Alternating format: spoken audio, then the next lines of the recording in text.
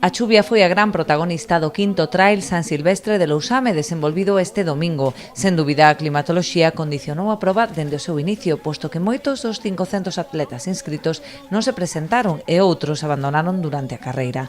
Tan só 289 conseguiron chegar á meta. Entre eles, os gañadores Iago Abeledo, do CDM Xesteiras e a independente Olaya Conde. Ante o mal estado do terreo e a densa néboa, a organización optou por acurtar o percorrido da proba longa en preto dun quilómetro, eliminando a subida ao Monte Iroite.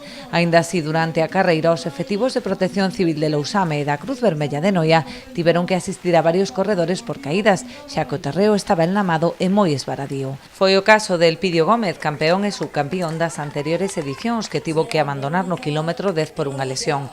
No trail curto repetiu vitoria Rubén Martínez, do Club Atletismo Negreira, e Verónica Calvo, do Tribu Trail.